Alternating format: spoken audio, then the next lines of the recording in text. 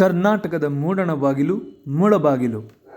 ಈ ಒಂದು ಮುಳಬಾಗಿಲು ಪಟ್ಟಣಕ್ಕೆ ಕೋಲಾರದಿಂದ ರೈಲು ಯೋಜನೆ ಒಂದು ಮಂಜೂರಾಗಿದೆ ಅನ್ನೋದು ನಿಮಗೆ ಗೊತ್ತಾ? ಬಹುಶಃ ಮುಳಬಾಗಿಲಿನವರೇ ಈ ಬಗ್ಗೆ ಮರೆತೋಗಿರ್ತಾರೆ.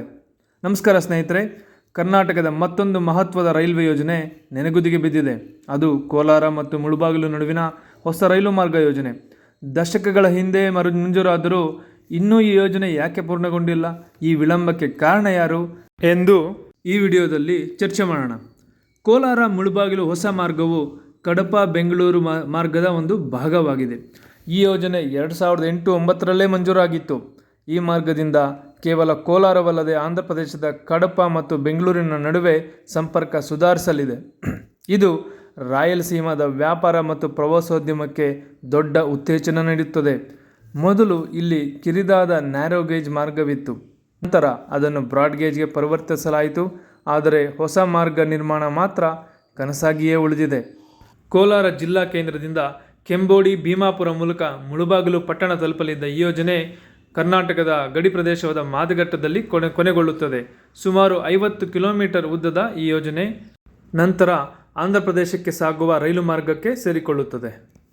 ಈ ಯೋಜನೆ ಸ್ಥಗಿತಗೊಳ್ಳಲು ಮುಖ್ಯ ಕಾರಣ ಭೂಸ್ವಾಧೀನ ಪ್ರಕ್ರಿಯೆಯ ವಿಳಂಬ. ಹೌದು, ಕೇಂದ್ರ ರೈಲ್ವೆ ಸಚಿವರಾದ ಅಶ್ವಿನಿ ವೈಷ್ಣವ್ ಅವರು ಸಹ ಹಲವು ಬಾರಿ ಹೇಳಿರುವಂತೆ ಕರ್ನಾಟಕದಲ್ಲಿ ರೈಲ್ವೆ ಯೋಜನೆಗಳ ವಿಳಂಬಕ್ಕೆ ರಾಜ್ಯ ಸರ್ಕಾರದ ವತಿಯಿಂದ ಭೂಮಿ ಲಭ್ಯವಾಗದಿರುವುದು ಪ್ರಮುಖ ಕಾರಣ.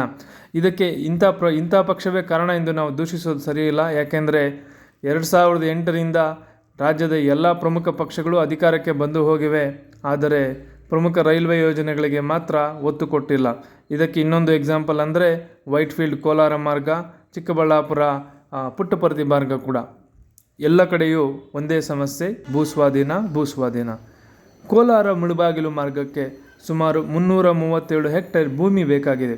ಆದರೆ ರಾಜ್ಯ ಸರ್ಕಾರವು ಭೂಮಿಯನ್ನು ಒದಗಿಸದೆ ಅಥವಾ ಉಚಿತವಾಗಿ ನೀಡಲು ಒಪ್ಪಿಗೆಯನ್ನಾದರೂ ಸೂಚಿಸಬೇಕಾಗಿದೆ. ಈ ಪ್ರಕ್ರಿಯೆ ಇನ್ನೂ ಪೂರ್ಣಗೊಂಡಿಲ್ಲ. ಸಾಮಾನ್ಯವಾಗಿ ರೈಲು ಯೋಜನೆಗಳಿಗೆ ಹೇಗಿರುತ್ತೆ ಅಂದರೆ ಆಯಾ ರಾಜ್ಯ ಸರ್ಕಾರಗಳ ಒಂದು ಭಾಗ 50% ಶೇರ್ ಕೂಡ ಇರ್ತದೆ.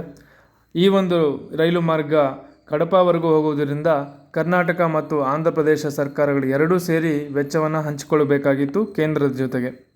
ಆಂಧ್ರ ಸರ್ಕಾರ ತನ್ನ ಪಾಲಿನ ಹಣ ಪಾವತಿಸಿದ ನಂತರವೇ ಕಾಮಗಾರಿ ವೇಗ ಪಡೆಯಲಿದೆ ಎಂದು ರೈಲ್ವೆ ಇಲಾಖೆ ತಿಳಿಸಿದೆ. ಆದರೆ ಅದಕ್ಕೂ ಮುಂಚೆ ಬೇಕಾಗಿರೋದು ಒಂದು ಭೂಮಿಯ ಲಭ್ಯತೆ. ಹಿನ್ನಡೆಗೆ ಇನ್ನೊಂದು ಪ್ರಮುಖ ಕಾರಣ ಮುಳಬಾಗಿಲಿನಿಂದ ಪಲಮನೇರು ಚಿತ್ತೂರು ನಡುವಿನ ಮುಂದಿನ ಹಂತದ ಸರ್ವೆಯಲ್ಲಿ ನಿರೀಕ್ಷಿತ ಟ್ರಾಫಿಕ್ ಇಲ್ಲ ಎಂಬ ವರದಿ ಬಂದಿದೆ ಮತ್ತು ಇದು ಆರ್ಥಿಕವಾಗಿ ಲಾಭದಾಯಕವಲ್ಲ ಎಂಬ ವರದಿ ಬಂದಿದೆ. ಇದರಿಂದ ರೈಲ್ವೆ ಮಂಡಳಿಯು ಬಹುಶಃ ಈ ಮಾರ್ಗಕ್ಕೆ ಇದು ಪ್ರಿಯಾರಿಟಿಯನ್ನು ಕಮ್ಮಿ ಮಾಡಿದೆ. ಹೌದು, ಸದ್ಯಕ್ಕೆ ಕರ್ನಾಟಕ ಕೈಗಾರಿಕಾ ಪ್ರದೇಶ ಅಭಿವೃದ್ಧಿ ಮಂಡಳಿಗೆ KIADBಗೆ ಭೂಸ್ವಾಧೀನದ ಹೊಣೆ ನೀಡಲಾಗಿದೆ. ಹಾಗೂ ಪ್ರತಿ ಬಾರಿ ಬಜೆಟ್ನಲ್ಲಿ ಈ ಬಗ್ಗೆ ಪ್ರಸ್ತಾಪ ಆಗುತ್ತೆ ಹೊರತು ಯಾವುದೇ ಬಜೆಟ್ ಅಲೋಕೇಟ್ ಆಗೋದಿಲ್ಲ. ಹಾಗೂ ರಾಜ್ಯ ಸರ್ಕಾರದ ಸಹಕಾರವಿಲ್ಲದೆ ಯೋಜನೆ ಪೂರ್ಣಗೊಳಿಸಲು ಸಾಧ್ಯವೇ ಇಲ್ಲ. ಸ್ಥಳೀಯ ಜನಪ್ರತಿನಿಧಿಗಳು, ಪ್ರಯಾಣಿಕರ ಒಂದು ಒತ್ತಾಯವಿಲ್ಲದೆ ಈ ಯೋಜನೆ ಶೀಘ್ರವಾಗಿ ಕಾರ್ಯಗತಗೊಳಿಸಲು ಸಾಧ್ಯವಿಲ್ಲ. ಆದರೆ ದುರದೃಷ್ಟಕರ, ಜನರು ಈ ಯೋಜನೆಯನ್ನು ಮರೆತಿದ್ದಾರೆ.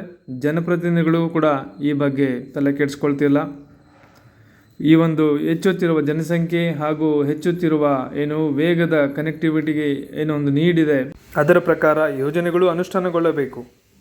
ನೆರೆಯ ಚೀನಾ ದೇಶದಲ್ಲಿ ಗಂಟೆಗೆ 350 ಕಿಲೋಮೀಟರ್ ವೇಗದಲ್ಲಿ ಓಡುವ ಬುಲೆಟ್ ಟ್ರೈನ್ಗಳ ಸಾವಿರಾರು ಕಿಲೋಮೀಟರ್ ಸಂಪರ್ಕ ಒದಗಿಸಿದರೂ ನಮ್ಮ ದೇಶದಲ್ಲಿ ಬೇಸಿಕ್ ನೆಸೆಸಿಟಿ ಅಂತ ಸಾಮಾನ್ಯ ರೈಲು ಓಡೋದು ಕೂಡ ಇನ್ನು ಬಹಳ ದೂರದ ಕನಸಾಗಿಯೇ ಉಳಿದಿದೆ ಹಲವಾರು ಪಟ್ಟಣಗಳಿಗೆ, ಪ್ರದೇಶಗಳಿಗೆ. ಅಂಥ ಒಂದು ಪ್ರದೇಶ ನಮ್ಮ ಮುಳಬಾಗಿಲು. ಆದಷ್ಟು ಶೀಘ್ರ ಈ ಒಂದು ಸಮಸ್ಯೆ ಬಗೆಹರಲಿ. ಕೋಲಾರ ಮುಳಬಾಗಿಲು ನಡುವಿನ ಪ್ರದೇಶದ ಜನರಿಗೂ ರೈಲು ಪ್ರಯಾಣದ ಸೌಲಭ್ಯ ಒದಗಿ ಬರಲಿ ಅನ್ನೋದು ನಮ್ಮ ಆಶಯ. ನಿಮ್ಮ ಅನಿಸಿಕೆ ಏನು? ಕಮೆಂಟ್ ಮಾಡಿ ತಿಳಿಸಿ. ಹಾಗೆ ಈ ರೀತಿಯ ಇನ್ಫ್ರಾಸ್ಟ್ರಕ್ಚರ್ ರಿಲೇಟೆಡ್ ಹೆಚ್ಚಿನ ವಿಡಿಯೋ ಮಾಡೋದು ನಮ್ಮ ಚಾನಲ್ಗೆ ಸಬ್ಸ್ಕ್ರೈಬ್ ಮಾಡಿ, ಸಪೋರ್ಟ್ ಮಾಡಿ. ಧನ್ಯವಾದಗಳು.